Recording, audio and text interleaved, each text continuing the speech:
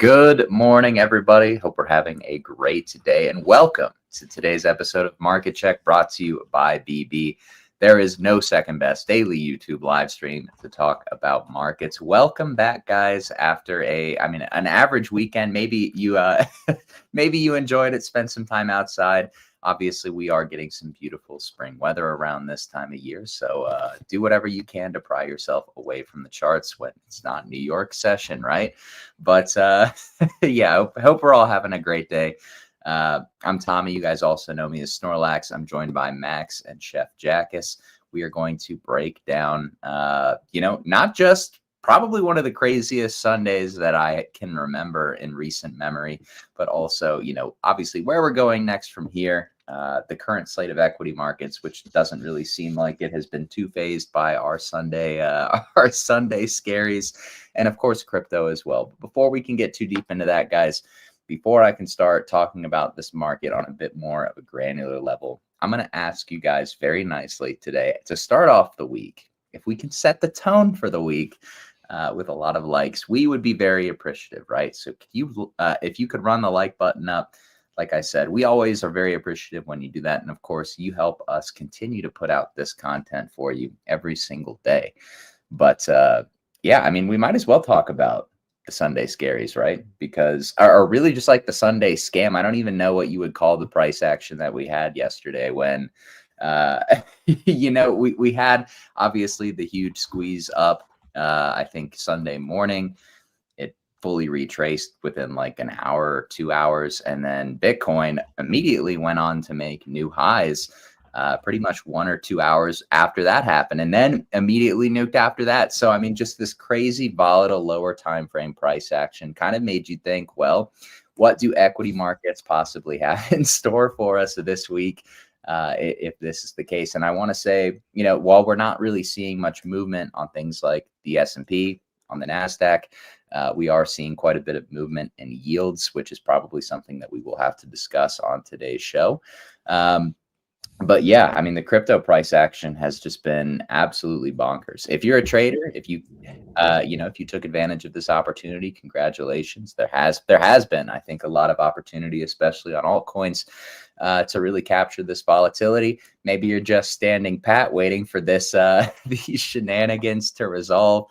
We're going to talk about, obviously where we think the market's going, probably both this week as well as the next few weeks. And yeah, again, guys, I feel like I would be a little remiss not to just start the show talking about within like a daily or 2 daily candles, you're not going to know what happened over the last, we'll call it 24 hours. But, for all of my degens who have been trading it on the 5 minute, the 15 minute, maybe even lower time frame than that, God forbid, how crazy this price action has been. Equity markets haven't really done anything this week, though. So I am kind of curious to see what happens with crypto now into the end of the week. What's up, guys? How are we doing? Not just what are we seeing in the markets, but what did we get up to this weekend? Good morning. Good morning. Well, for my part, we had a really shitty weather over in Czech, and so I spent kind of time with my family. We went to a family lunch, and then we had a family supper with the other part of the family the next day. And then I spent the rest of the weekend being a PC enthusiast and rebuilt it from the scratch again. So yeah, it was a good one, relaxing too. And here we are with what you said has been one of the wilder weekends in a while. We had Sunday daily Bitcoin candle printing the highest weekly close ever on Bitcoin. I think that's pretty significant. And probably induced lots of FOMO too. Obviously getting correct straight on Monday. And now we are sort of where we ended on Friday, to sum it up.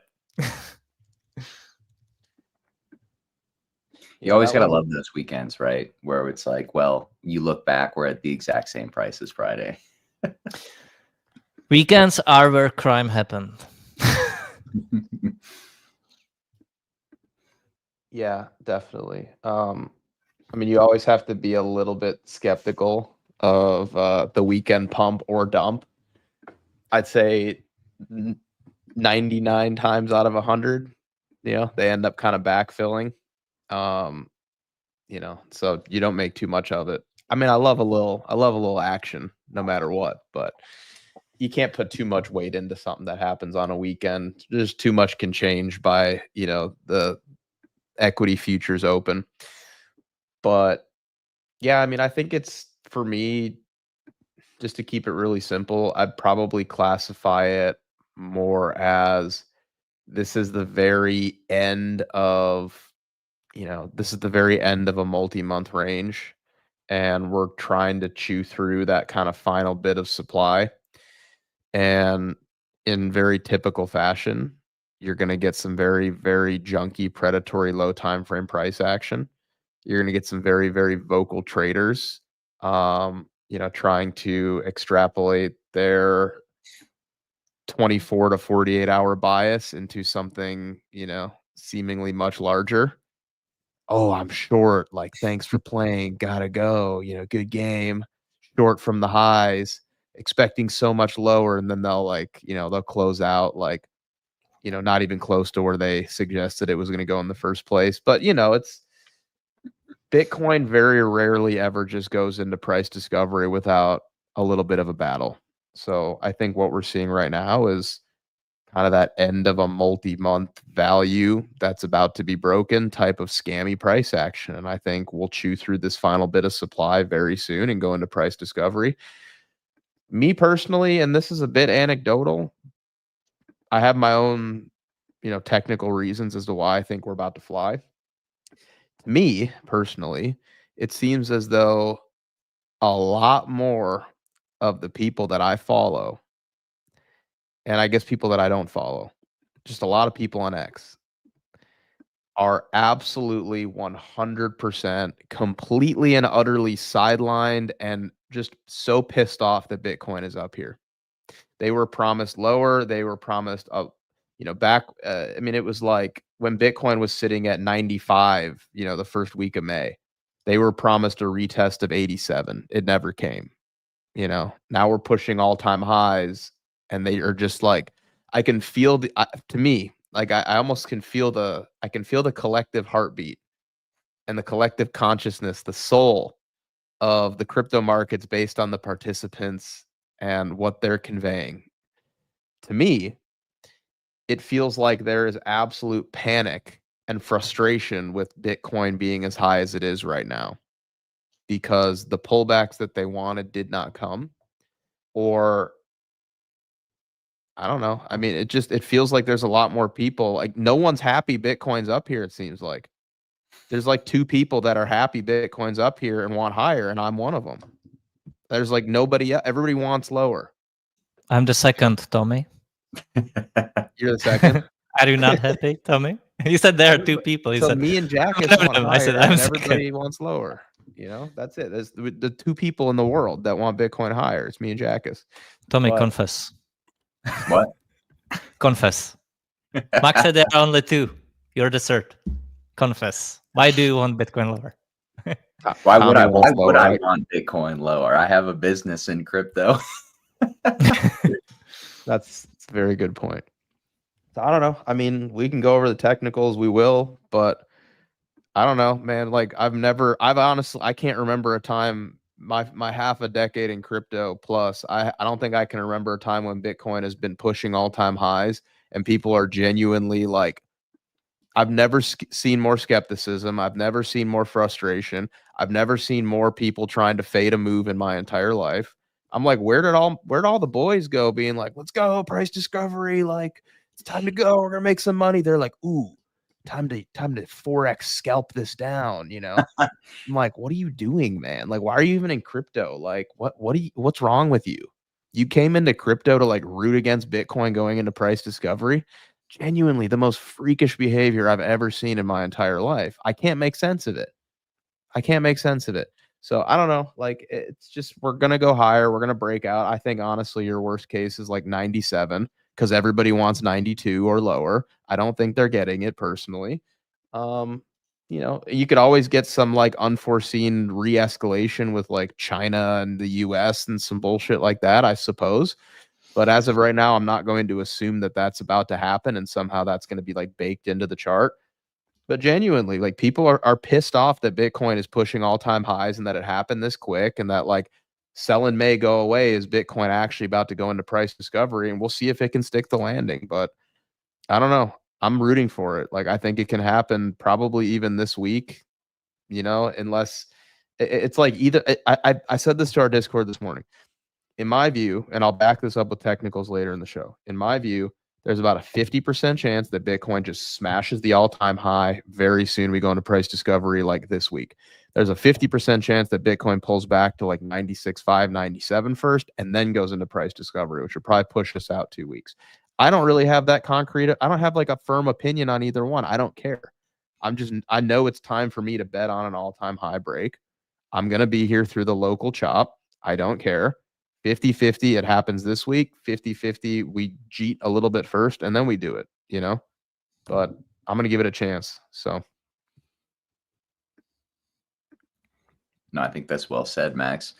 I share similar thoughts. I think, you know, maybe a revisit to like 97K for ETH. I'm not quite sure what that level would be. Obviously, it's been showing a lot of relative strength, but I mean, look, we've it's kind of been almost like a meme whenever we have such a large levered position on Hyperliquid, for example, that we usually go target it before we end up eventually, you know, trading in the other direction. I kind of feel like that's maybe where Bitcoin is. I do also think, you know, we're probably in the Bitcoin price discovery waiting room.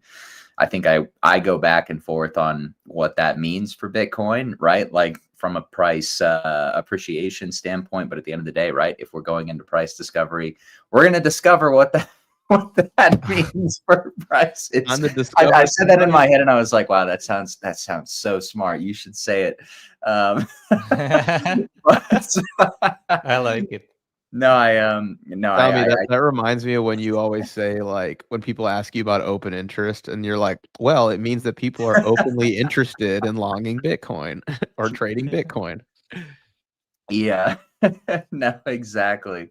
I do, like, if you would ask me gun to my head, like what I think the order of operations that this plays out in, though, I would say, yeah, we probably do tag some lower stops, not dramatically lower, because we are in an uptrend, a strong uptrend off the low, and backfilling inefficiencies is typically not as bullish. But I do think we probably backfill a little bit, right? Clean up some retail longs and then go into price discovery for Bitcoin and see what we get from there. All right, well, guys, that's the show for today. Thanks for tuning in. Up or down, could be either one, but the only thing I can tell you for sure is that if you're not rooting for Bitcoin going into price discovery, something's wrong with you between the ears. You're sick in the head. You need a lobotomy. You need to seek help. There are medications available that can help you deal with that. But man, you got to root for the corn, man. You got to root for Bitcoin going in price discovery. It's fun, you know? It's fun. You want to have fun. I really think I was just going to say, I really think like there's been so much opportunity trading these altcoins back and forth. I know we're rooting for Bitcoin to go into price discovery, but like if you've been sitting on your hands waiting for something to do, you know, while ETH and Bitcoin make up their minds as far as like what they want to do on a higher time frame next, like altcoins have been giving not just on-chain narratives that have been giving a lot of opportunity like ICM, but just like trading perps back and forth has been it's kind of crazy how much volatility these altcoins have had. Yeah, they really have had a tremendous amount of volatility, man.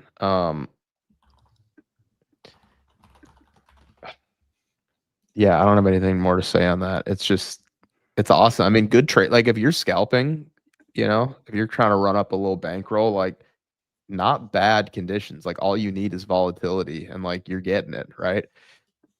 I would still suggest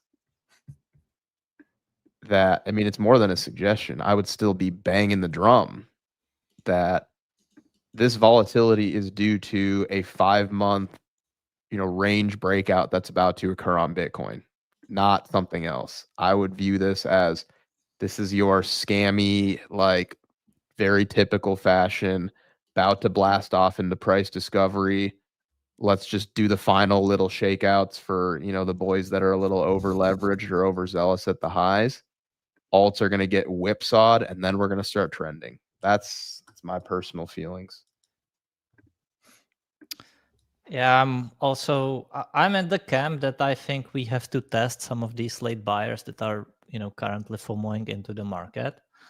So their patience will be tested. Some are FOMOing in now. They will have to be tested to be underwater. Some are still sidelined. They are obviously stressing it, and many of them are FOMOing, as I said. Some will be tested that if the market I think it does. I think the chances are pretty decent here for a pullback. And they will be tested for if they truly have the conviction to jump in. Like that there's lots of people, as you said, who waited for much lower. Once again, they got front run. And they didn't get into the market. So they wanted a confirmation. I think the past 6 weeks have been the confirmation that the macro trend remains to be bullish. And I think if this pullback comes, that will be like, hey, do you truly mean it? Like, this is your chance. It will be scary. And many will not pull the trigger because you know how it is.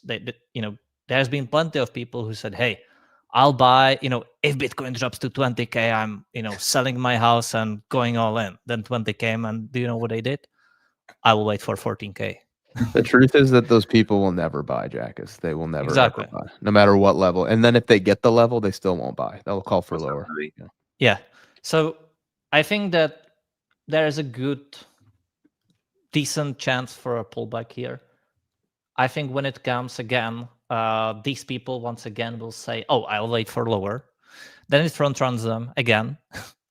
And some of these people that just are FOMOing will probably, they'll be tested whether they have the conviction in it or whether they will panic sell yet again. So, but in all terms, I think this is the second huge reaccumulation we are getting on BTC. It's within a larger macro bull market. And I think that the next breakout leads to more parabolic fashion. I'm simply not envisioning like a, break to like 140K and then, another 5 months of this. I think when we break, we truly break. And the acceptance basically above 100K is going to be a significant one because 100K was this very, psychological milestone for BTC to take. And when we first hit it, there was obviously lots of excitement, like laser eyes got finally fulfilled. And then lots of people thought like, yeah, that's it. That was the end of the Bitcoin bubble. Now surely, BTC must crash. And I know this might sound weird to lots of you, especially, the crypto natives, in our eco bubble, but there's like, that's what's so hard about it. Because there's like, just the recent Financial Times interview that you might have seen. And, the reporter asks like, wait, like my teas are scarce, like, but they are not worth as much as Bitcoin. Why should I buy Bitcoin? All right, like I can, be long my teas, and this is like the argument from most TradFi people. They still don't get it, Bitcoin.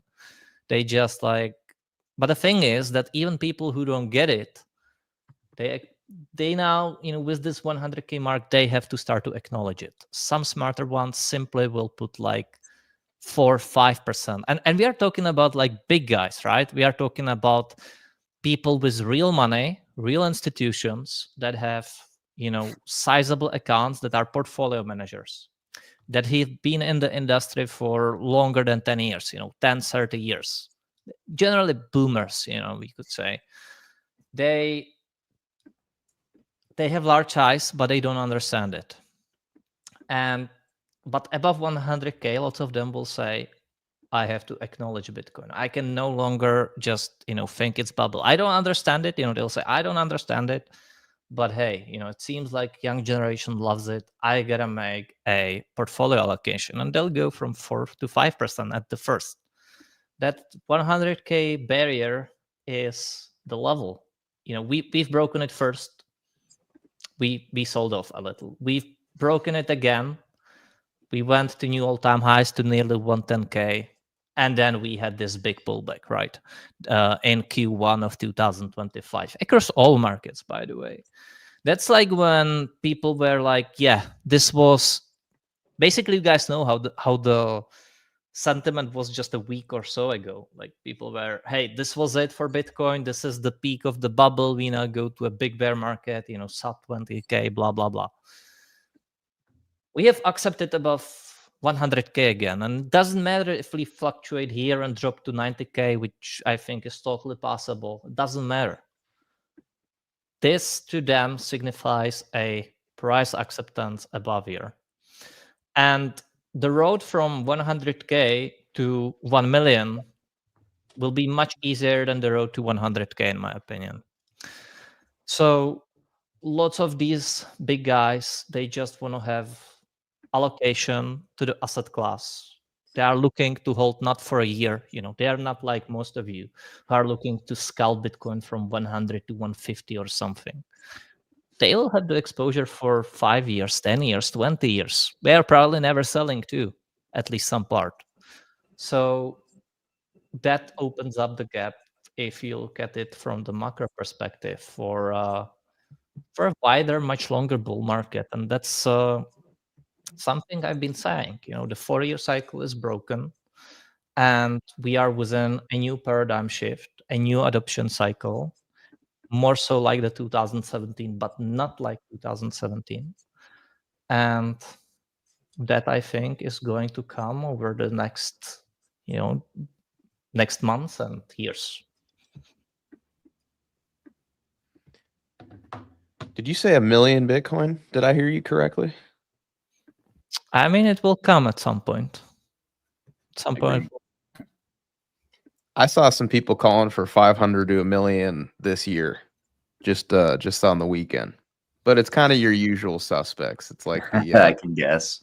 Yeah, it's like, all right, that's actually a good thing, because then I feel like if they start saying 500 to 1 million and trying to convince retail that like that's the number we're hitting this cycle, then we just sell at like 250, 300, and that's still amazing, Yeah. I love when the retail target gets moved way too high, Yeah. That's good news. I mean, exactly. Like we can go. The thing is, right? What lots of people do not get. We can go to 400K, which would absolutely overshoot most people's expectations right now, because most of crypto natives simply think that like this is it, and we hit like 110K again, maybe 120 or right 130, and then big bear market, right? Like most CT natives, they do not think we go much higher. And so if we were to overshoot to 400, and most of these guys are out because they think like the cycle is ended, at 400K, they are FOMOing back in. At the same time, there are lots of people who, exactly as you said, they think like 1 million by end of the year, which I do not think is the case. But maybe the market will prove me wrong and just go straight up like to that. It's possible too. I just find it less likely. So those people will also not get it, right? There'll be lots of people who will hold, but they will hold for that number. I do not think it's... So they will not sell. Going to 400K and then dropping down to even 150, so again, if we were to go to 400, it doesn't matter, 300, 400, it doesn't matter. Going back to 150 from 400, that's minus 62% retrace, and it's still 50% higher than the current numbers. So your next bear market bottom could very well be higher than the current prices, which to lots of people sounds crazy, and they do not expect this outcome at all. And I could see it as a realistic possibility, but obviously, as always, I'll go level to level, week by week, month by month, but generally, I will never lose the sight of the forest, which lots of people have, especially crypto natives.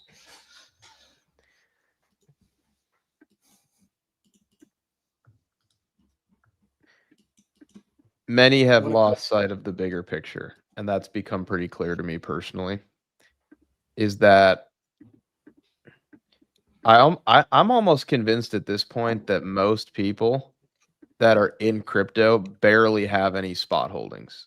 Like they're just here to trade on leverage now, because leverage has become so easily accessible that they kind of fall into like the leverage trap where instead of just holding spot, and rooting for it or trying to position at like key inflection points, they have zero exposure to spot and just trade leverage, which, by the way, I think contributes to a lot of the sentiment out there that doesn't really align with Bitcoin prices, where they're just like, I'd rather just scalp around a move than try to ride something, like Bitcoin from 100K to wherever it may top out, They're more convinced, which, by the way, I think for 99 out of 100 people is a flawed way of thinking, because they're not skilled enough to do this.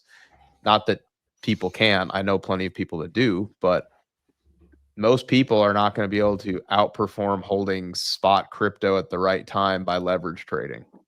Most will not. And I think that's why most people right now, you log on Twitter and they're like, they're just like, they're professional faders,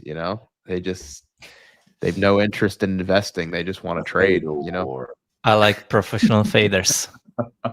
Yeah. That Such term a is good meme. fun. Tommy, your Wi-Fi is your Wi-Fi is looking like it's trying to fade market check right now. Oh no. Yeah. Louis, what's up, bro? What's up, boys? What's Yeah, up? I'm just looking at the charts. I'm just expecting higher. I'm excited, but I feel like I'm one of the only people that's actually excited. Yeah, it seems like it. I heard a lot of yapping. I don't really do too much, look too deep into weekend price action anymore. Just pretty much a waste of time. You get a lot of nonsense, a lot of noise. Looking at this chart, Max, looks super bullish to me. So I don't know. Maybe last night was the test pump, right? I was saying that on the morning call. I was like, back in 2021, what we saw last night, we used to call that a test pump. Yeah, we used to call that clearing out stops before the real move began. Yeah. Nowadays, all we do is just fade it. Now we just fade every move. Sweep of the highs back to the lows. Yeah. And that's kind of, we've been in that environment for a long time, so I get it. But I've said this on previous streams, like people are going to have to start learning how to shift their mindset from, trading and navigating ranging environments to trading and navigating trending environments. Two completely different ways of looking at and reading price action. And like something we saw last night, although sure, it definitely, we're due for a pullback, right? This isn't like news, it's something we've talked about a lot, coming into a big resistance level, which is the old all-time high. So, worst comes to worst. Yeah, sure. Last night leads to maybe a little deeper of a pullback, maybe high 90s, low to mid 90s, whatever it may be. But I mean, we're in an uptrend, right? We're back into an uptrend. Things look good to me. We got some nice pullbacks from altcoins over the last 3 or 4 days. So coming to my desk this morning, looking at, sentiment, looking at some charts, I did a little more buying, right? So just giving profits on the way up, last couple weeks sitting, maybe 10 to 15% stabled up. And now this morning, starting to put more of that money back to work. Those buys, obviously a little less convicted than the buys and the buying we were doing at, the lows that you see there to the left, around 80, 75, 80K. So those buys I'm making this morning, sure, we start to roll a little more. Those will be the first buys I pull back off the table. But, again, taking profits on the way up, stacking cash, waiting for pullbacks, but at the same time, leaving 80-90% of my portfolio still exposed to the long side. So, I wouldn't get, like Max said, like I wouldn't get too caught up in trying to catch and time this market. You're gonna chop yourself up to bits. But taking winning trades, taking small percentage profits on bigger moves, and then waiting for opportunities like we're seeing, like these pullbacks, and redeploying that is always a great strategy, right? But also knowing full well that I'm not smart enough to sell the absolute high, turn around, buy the absolute low with my entire portfolio. Small bits and pieces, I think, make sense. Tommy, I have a question for you. Okay. Is it related to Starlink? No, it should be though. I'm seeing aggregated open interest on Bitcoin rising and funding is dropping at the same time. What does that mean? Wait, so what's the time frame for it? Super local. Super local? Like the past 12 hours or less.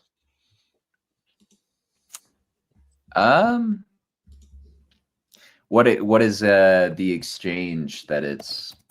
Hold on, I'm just looking at aggregated open interest and aggregated kind of global funding. If I had to guess, it's probably because we have a Coinbase premium today, which is probably pushing funding a little bit lower. It's a little bit harder to get signal from those things on Bitcoin these days, just because it's like there are so many more players in this market now than there were even like a year and a half ago.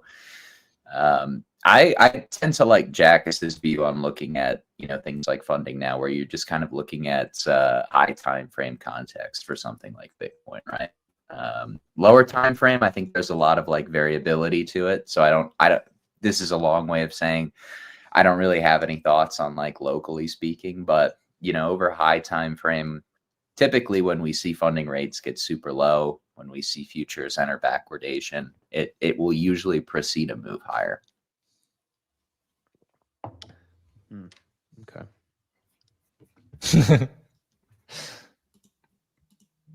But I think derivatives are a little bit more actionable for altcoins these days. I love it. Markets. Tommy gives this beautiful speech, and then Max is like, "Okay, I got my information." I heard higher soon. That's all I was looking for. Tommy, you're incredibly rugging. It's hard to look at him. He's all pixelated. Yeah, it's the first world internet. You wouldn't get it. What if you just activated? Is that better? Yeah, that might be better. Now we're just looking at the monkey neuron activation guy. Jackus, I'd love to get your thoughts on the China trade right now. Still the same. Still the same? Yeah, China is going to dominate. It's a no-brainer trade to me. No reason to think any other way. I think they might have people look at China and they really don't know anything about, and I'm not pretending to have like that great of a knowledge, right? And I myself am mainly, TA-based trader, but people look at it and say, hey, they are communist. Communism doesn't work for charts. That means, China is never going to do well. But the reality is that they have pretty decent new model of society functioning, because they have a communist party at the top, and I'm not defending it at all, but it has some benefits. They are not one man's party. It's still a party of people with interest and power hungry people too. So there is some competition amongst them. But the thing is that they get to centrally plan and decide effectively about the market. And if they are, if they know what they are doing and are not exactly a bunch of idiots, they can do it well, because they can do it wrong, right? Like any ruler, doesn't matter if like that ruler up top is single or there is most of them. If there is, or more of them, if there is more of them, it's better than a single one sometimes, of course, because like again, enlightened ruler can be a good one, but the problem is that he's going to have children, they'll be degenerates, and then they will ruin the country. So that's kind of a problem, right? And it depends on who is born, right? but what I'm trying to say about China is that they have pretty, one could say decent leaders to some degree. But the thing is, down below, the whole economy is not communistic. That's what lots of people don't get. The economy is in many, many ways way more capitalistic than in Europe right now. And Europe used to be a cradle of the world where innovation used to come from, and there used to be lots of free trade, lots of free market, and so forth. It's not the case nowadays. Europe is overly regulated, and it has dumb leaders too, pretty much up top, and in many ways it doesn't differ much from the Chinese market or Chinese economy, because you are still getting ruled by a socialistic party up top, which doesn't it's not that much different from the communistic one. And I know I'm oversimplifying, but also not. And down below, you have overregulated market, but in China you do not. You have a very, you're capitalistic from below, and then you have a centralized authority up top that's able to make quick decisions, where in Europe it's not the case. And in that regard, again, I think the biggest winner of all of this is going to be, and by the way, you have US in the middle, which has a political party of two sides, which they have a 4-year term election, which is good and a bad thing, right? Because we know how it is. They first 4 years they work just to get re-elected. So like the time frame these nations operate with is slightly different, and that breeds different types of logic and decision making. And so again, going back to China, they might introduce a new model of society or for society that might work for some time. I do not think it's the end result, and I think there are better forms personally. But for some time, I think this is going to be a leading way for the economy to work. And again, from below, they are much more capitalistic and free market, and that favors the economy, that favors the companies. And so from fundamental side, that makes sense to me that that the companies will do well, let alone all the groundbreaking discoveries they've made in EVs and in AI chips and all of that recently, and they secure themselves lots of deals across the world for lots of commodity supplies in Africa, in India, and stuff and so forth. So from a fundamental side of things, it makes sense to me. From a technical side, it makes lots of sense to me as well. So even more, like all of this would be nice, but if it wouldn't be confirmed to me by the chart, I would be like, yeah, that's interesting, but will probably take some more time, or I'm wrong on this. But the fact that it's getting shown to me in a chart, that's like where I can get insanely high conviction on what I'm saying. And I think all of this will start to show in the chart, and then people will be like, oh, what's happening? Or like, oh, this is just some shenanigans from the Chinese party, or they are printing currency, whatever. But I think the whole sector will start to dominate. So I'm not sure if that answers that question. And I think the Chinese index will be beating the ETF of SPX. No, I agree. I think I've just been trying to deduce what time frame I think it takes China to move again, right? And I mean, to a large extent, it's going to be, driven by U.S. markets, but it's also, like we've talked about this before, right? Like, what is the? I'm not going to go full Ray Dalio. But right, we're going to see eventually like the restructuring of the global economic order, whether that means, we are China seeing on that. top, US on top, or kind of like both on top in unison. I think we're active, like you said, Jack. So I think we're actively seeing that restructuring happening right now. We are seeing the changing world order, basically. And it started with Russia invading Ukraine and with US seizing the dollars, basically, from Russia. And it's not like they stole it, but they simply blocked it. And they also they are taking the interest from the holdings of Russia and then using that to donate to Ukraine, right? And so we it doesn't matter what you think of it, whether it's good or bad. I'm not here to debate it. I'm just saying that's what's happening. And that basically caused the Bretton Woods 2.0 to end.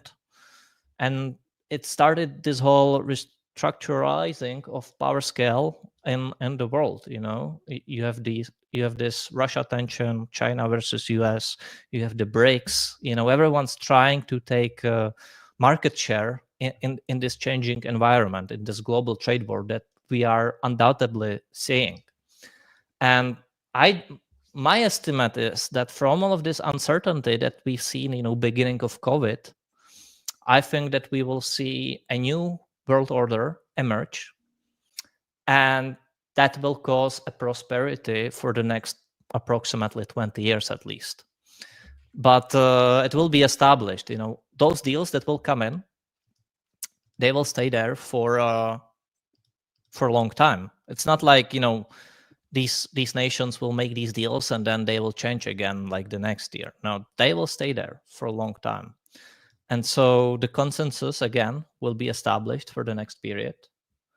And people should be seeing this. And the opportunity it rises, and commodities as well. So, yeah. The next bull market comes from China, or comes from Asia, I think was what GCR said. I always love it when someone tries to lecture me in the comments. Somebody every day, right? Because, listen, I touched lots of stuff on politics, and that simply hurts people. It's going to hurt someone always, no matter what you say.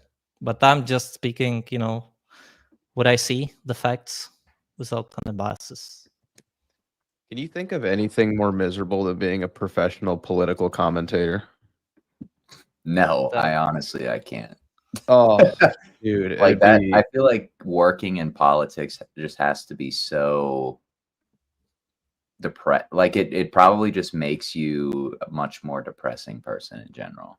Just speaking from personal experience, when I feel like I am maybe consuming too much political content. Yeah. But some people enjoy the game, I would say. Yes. How could you enjoy the game, bro? It sounds terrible. They do. And lots of them obviously are miserable people too. I will not lie. There is only like 10% of the patriots who just go there and are like yeah, I want to fix stuff. Most of them are like just power hungry people who have internal problems. And from my perspective, as you said, Tommy, you get depressed learning about lots of stuff, but at the same time, I like to learn how the world works. And me too. Yeah, it's like Yeah, it's like that education about how like everything connects, how it affects things. It's just so interesting. My dad always told me when I was a kid that none of the people who should be in politics actually want to do it. Yeah. True. But every once in a while there's one that comes in, you know. But yeah, like understanding this stuff, that helped me to understand why gold is going to run, right? Like, well, most people exactly are doing what they are doing right now with Bitcoin. Like they said, oh yeah, we will get this, technical upside to like 2.2K. In the meantime, we ran all the way up to 3K, and you know how big of a move that is for gold. So yeah, there are still people for an entire year who've been trying to short gold and call for some inefficiency fill while totally misunderstanding the supply and demand and the mechanics in the world. So it's all connected, all of it. And learning that is interesting because it gives you the understanding, and you are no longer lost. I like it. I'm not Russian. What the fuck? Like some people call me. Listen, I've literally been called like every nation in the world I feel by now. Like some people call me I'm from India, some people from Vietnam, some people from Russia, but some people even call me like my French. Oh, I mean, you can call me Russian, you can call me Indian, but don't call me French. That makes me think of the movie Talladega Nights when he's like in the bar scene when he's like got his arm twisted and he's like, "You must say I love." He's like, "I'm not gonna do it." And then his friend comes up to him and he's like, "Dude, they're just really, really thin pancakes. Like I had a whole bunch of them this morning." He's like, "What? I love those. Like I love thin pancakes." Like, no, I'm not gonna do it. Break it, Pepe Le Pew. Yeah. Oh, that's such a great movie. So funny. What I'm trying to understand, guys, and maybe Louis can help me out because Louis hasn't said a word yet. This chart is so bullish. It makes me feel sick. But yet, there are fadors. How could you fade this chart? Yeah, I mean, it's a chart I've talked about too.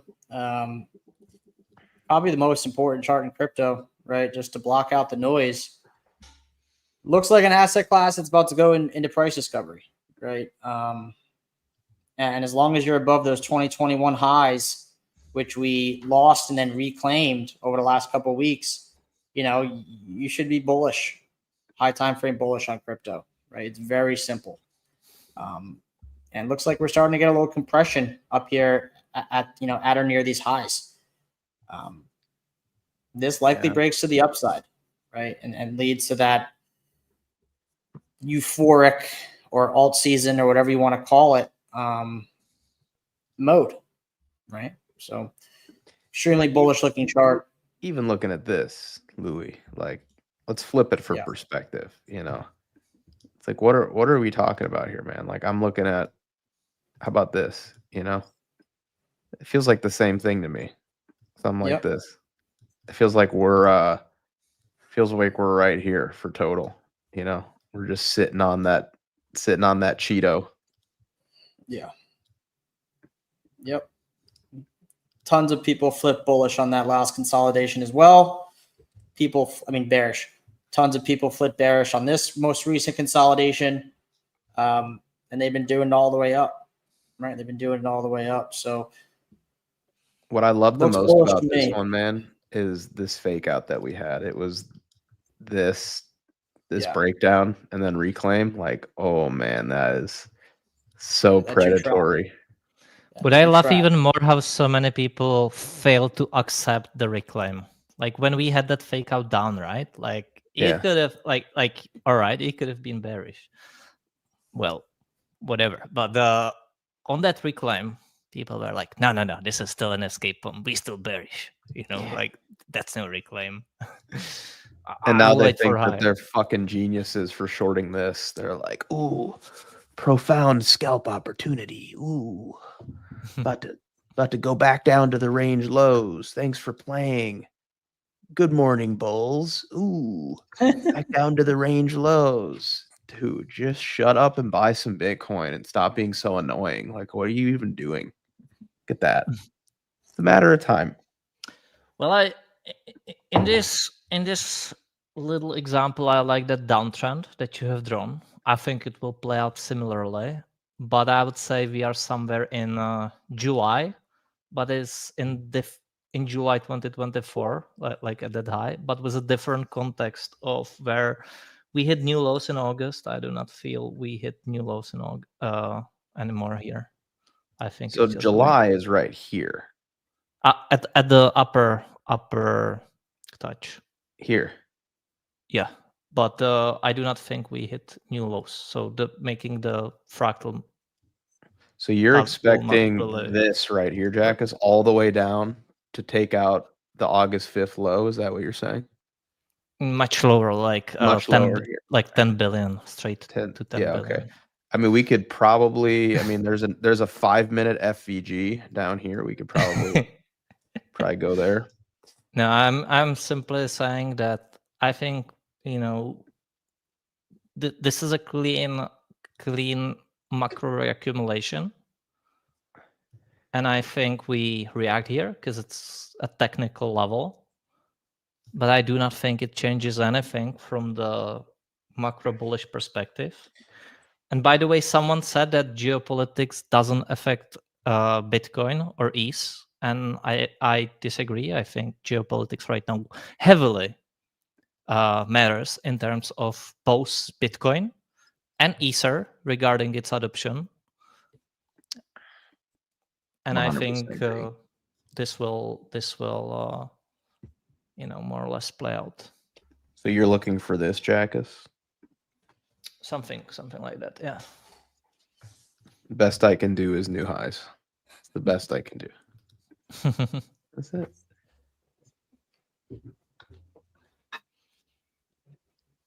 But yeah, I really cannot envision new lows. Like I just can't right now. Man, I just New lows from here. We got to pack it up for a little bit.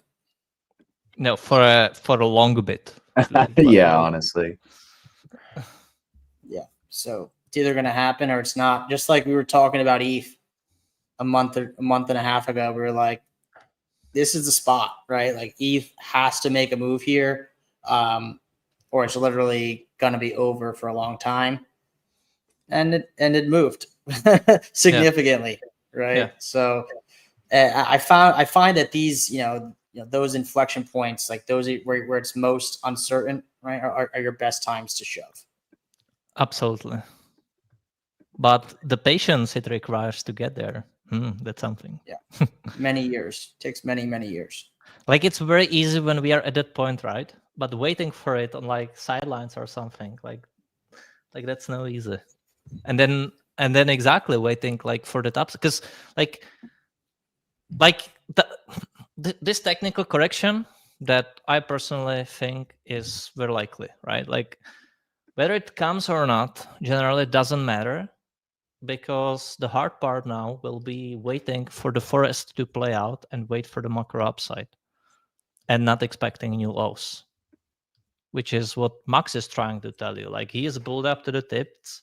He plays much larger time frame, and that means holding. Like let's say this pullback comes, right? Like let's say we hit 91K. Do you think Max is going to be selling that? No, he will add more. He will just keep adding more.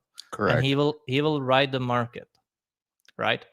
But for lots of people, it will not be easy, because at that time, if it comes, lots of people will once again be like, oh my God, bear market again, like look at this bad news out there everywhere. And then we will rip again. So it's very easily said, but so hard to do.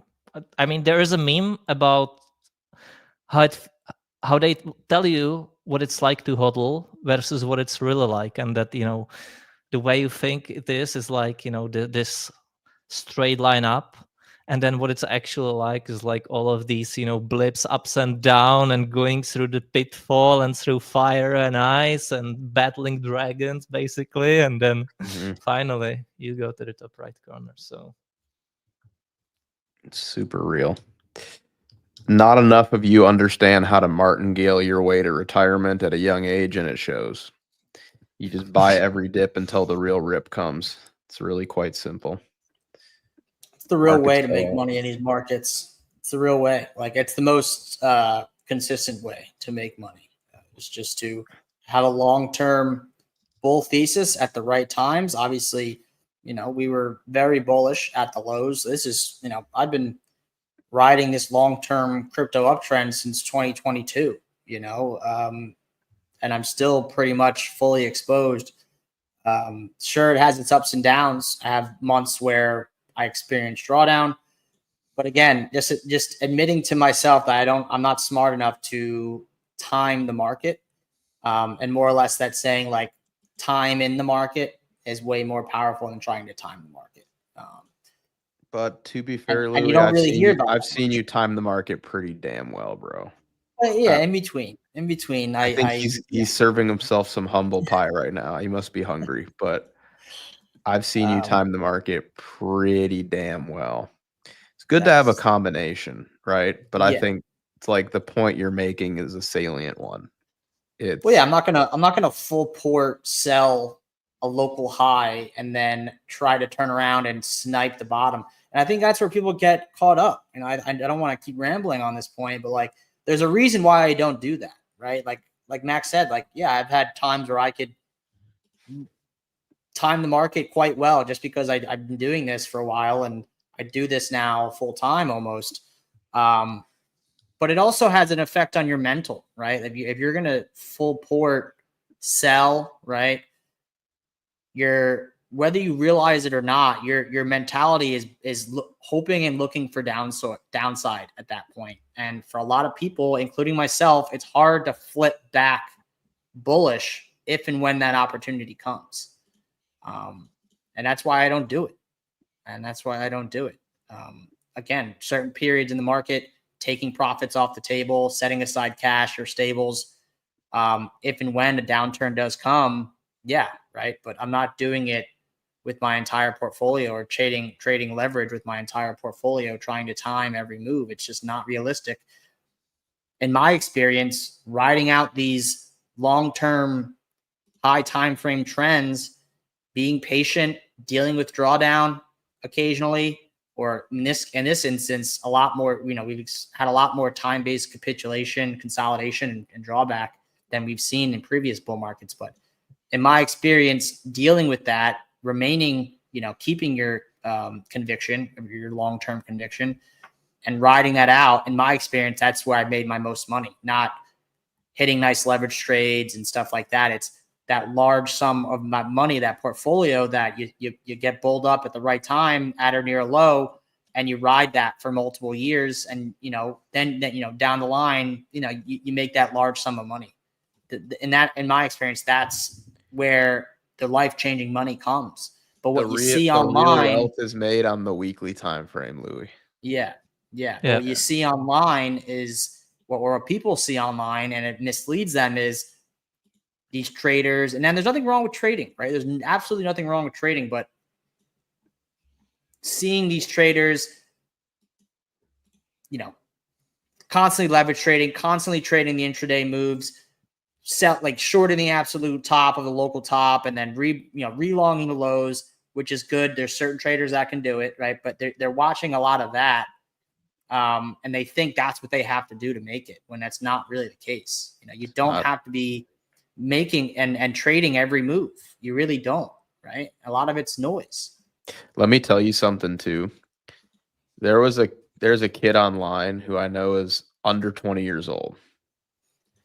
And I've talked publicly about like my investing strategies, which is very aggressive, ultra higher, like high time frame, big picture stuff, because I recognize like that's where the real money's made through my experience. Other people that have made it, their experiences, like everything points to like the higher time frame for me. And I've talked at length about how I try to hold my positions that I'm very bullish on higher time frame for over a year when I can, because in the US you can qualify for what's called short-term capital gains, which is a lower tax percentage than selling something that you're holding for less than a year. You can save a significant amount of money on taxes if you hold an asset for more than a year. And during the most recent pullback, like the first part of this year, there was a kid online who I know is like, he's like 10 years younger than me. And I don't even want to say this part because it's not about that, but like the game that I'm playing is entirely different than the game he's playing, man. Like the size, the public arena, like the whole thing, everything about it, not even comparable. And I see him taking jabs at me about something that I said about how, look, I'm waiting till my bags are in long-term cap gains. That's part of my investing strategy is I'm not willing to pay, 40 or 50% plus, on any gains that I have because I couldn't hold it for a year. So it's like I'm willing to hold through some pretty dramatic drawdown if I think it's going to be higher after that 1 year mark hits. And he's like making fun of me. Oh, like he didn't sell because of, long, what did he say? Something about me being a trader that, didn't sell because of, waiting for long-term cap gains. And it's just funny, man. It's like a lot of these young guys, they don't have any desire to play the bigger picture or think about little strategies like that. It's all just like in, out, panic sell, panic buy, like Give them 10 years.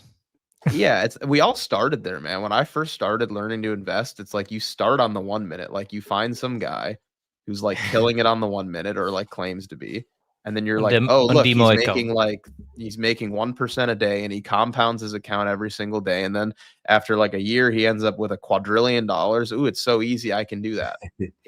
Like everybody starts there, like literally everybody starts there, and then you wake up one day and you realize like, oh, I'm the Thanksgiving turkey.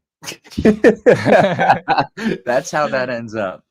Yeah. So it's it's like they'll learn, like we've all done it. They'll learn with time. But it's and then we realize it's not realistic. But when you could do that. When I pay long-term cap gains on every single ticker that I've been holding for over a year that's up multiples, you will see what I'm talking about. You will see the merit in a tax-conscious strategy. You will see it. Because your government is the partner of your endeavors. They take a split on everything you do. Only when you win, though. My partner. They are. Partner. You kind of have to think of them as like a partner that doesn't fucking do anything, I guess, except protect the land that you reside in, which is important, and provide some sewer maintenance and random shit like that. But road maintenance. But they're your business partner, right? So it's like I have the option to try to wait to pay my business partner 20% less when the time comes. It's probably a conscientious thing to be strategic about, but I don't know. It's just funny. Yeah, I think it's more like, your loss, our profit. Yeah, it is. Meme. It's like it's like the meme. It's like you're our crypto, and it's like when prices are up, and it's like you're fucking crypto with the girlfriend. Yeah. Your risk, our profit. I kind of know it as like this one.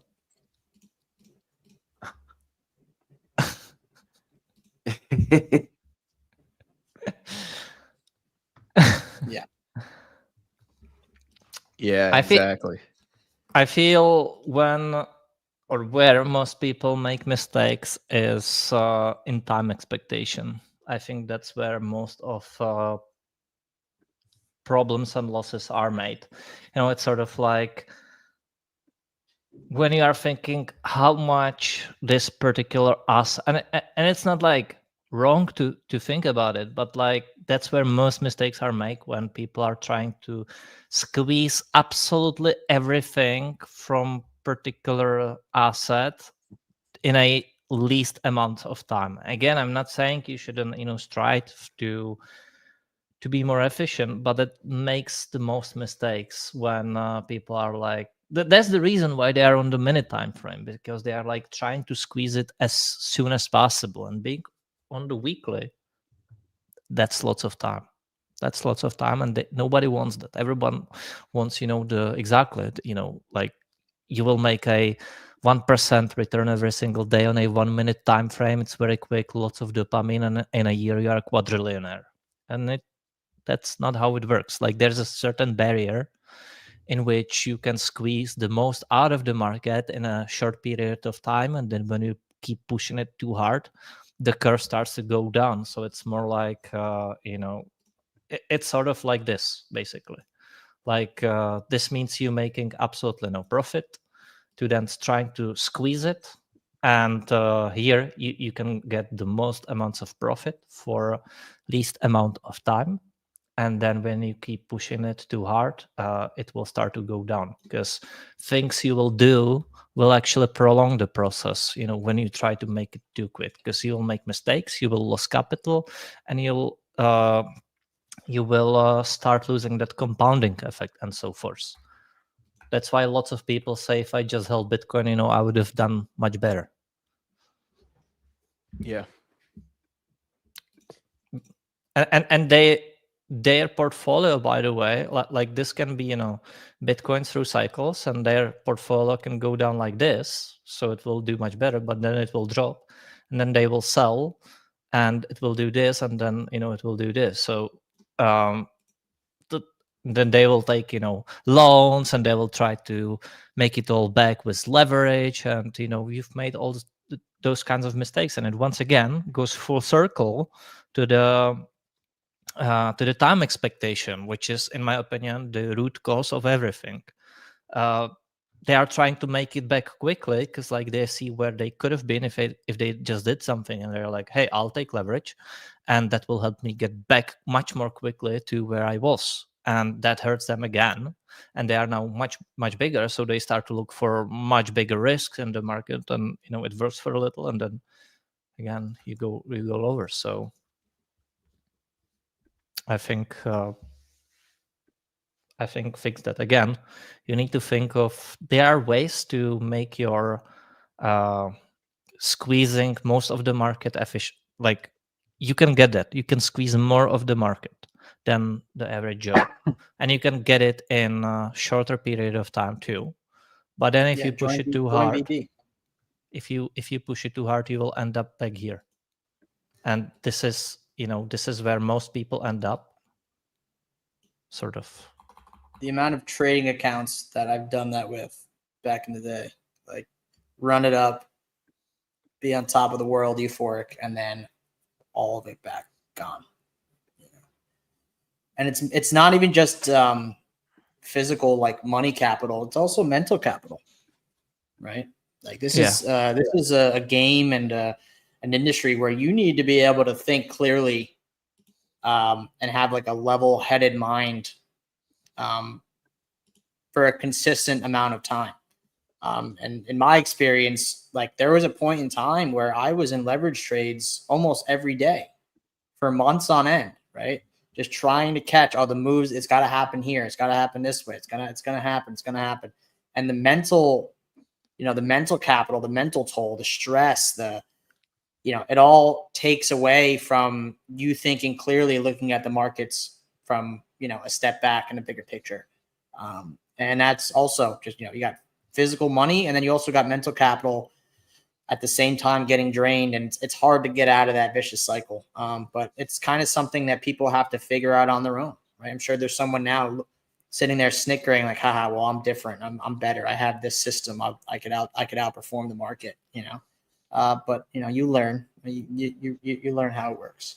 Man, that's how you age yourself like a president. Leverage trading every day.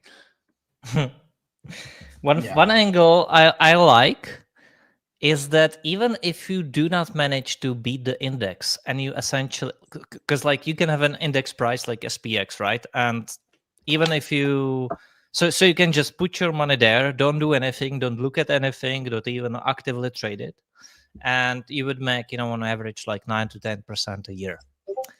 And there's another way. There's another guy who is very active, who takes trades, and essentially ends up being on par with the guy who didn't do anything. So he will also make 9 to 10% a year. And you would tend to say, like, well, it wasn't worth it because the guy who didn't do anything essentially got the same return as the guy who was very actively trading, stressing it out, and so forth. But I wouldn't agree, and it will differ person to person.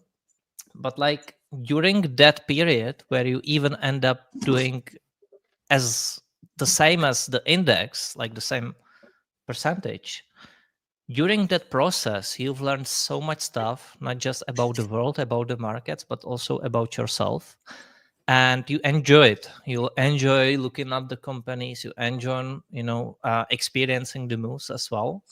And in that sense, I think it was worth it, even if you, in total, gain the same money as the index. But it's just some perspective for you to think about.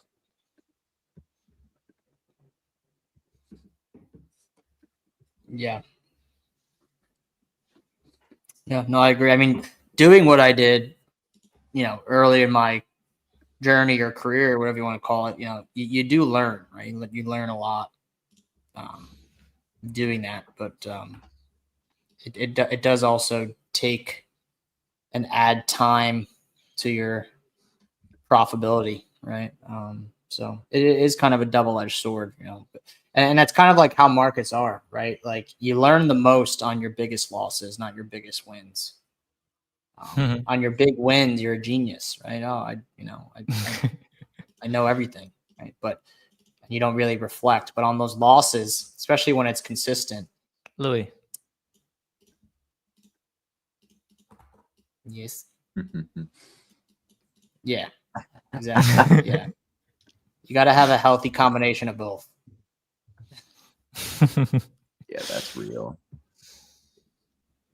Yeah. I love the Deutschen. Wow. Wow.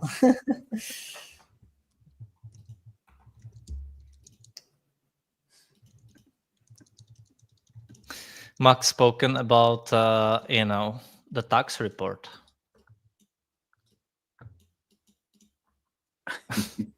Sorry, what's that? He's spoken about the tax report. Oh, sorry, I wasn't even looking at the screen.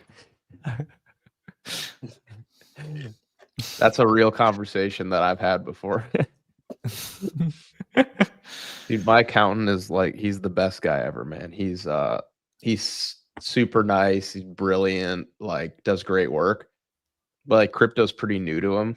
So in his, like, he will still say shares. He'll be like, oh, so you would like 5 shares of Bitcoin or something. And I just go, yes, because like it's the same thing, but it's not shares. But just he does so much stuff with stocks that it's just like shares.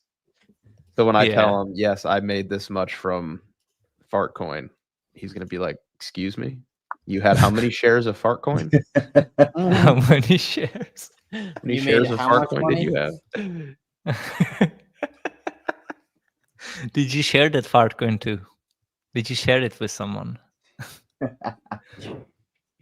Have you shared the shares of a Fartcoin? You know what I want to do is like, how you can gift shares of like companies or like units of crypto to charities. I think it's through like, what is it? They're like 504C something. I don't know. There's like, I can't remember what it's called, but like you can gift shares. I want to like gift a bunch of Fartcoin to some charities. Just be like, here you go. Here's like 10 grand in Fartcoin. I really like your cause. Thank you guys. I suppose that's a good time to wrap it up. Probably is. All right. Well, guys, here's the deal. Thanks for being here today. Hoping for higher prices. Before you guys go, consider leaving us a like at a minimum, but also you should consider signing up for the BB Terminal, guys. It's the first link in the description below, guys, or you just go to bbterminal.com. It is the best all-in-one Swiss Army knife tool for crypto investors on the market. It has everything: portfolio tracking, derivatives data, heat maps, on-chain indicators, literally everything you could ever need or want, guys.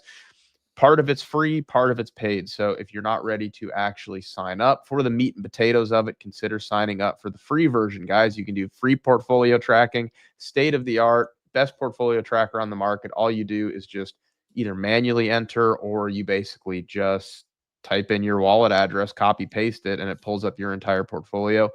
It's really awesome, guys. So definitely use that. And we also have our super charts open. So guys, get your derivatives data, all that fun stuff from us 100% for free. Just go to bbterminal.com, put in your email, sign up really quickly. It takes like 10 seconds and you immediately have access. So we're going to run a quick commercial before we go, guys. Consider signing up, at least for the free one. If not, sign up for the meat and potatoes, guys. You are going to like the full package. We worked really hard on it. It is absolutely top tier, fantastic, best product on the market, built by BB for you guys. We're going to run a little commercial, and we will see you guys tomorrow for another episode of Market Check. Everybody take care and have a great rest of your day. Let's pray for higher. See you guys.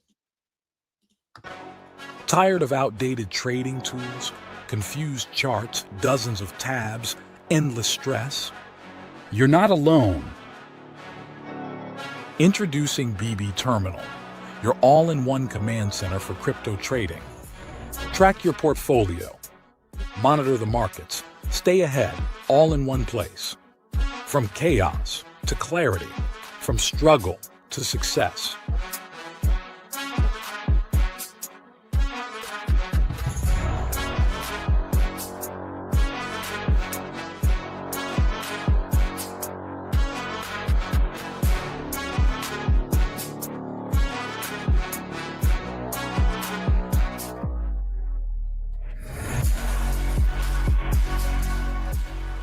BB Terminal,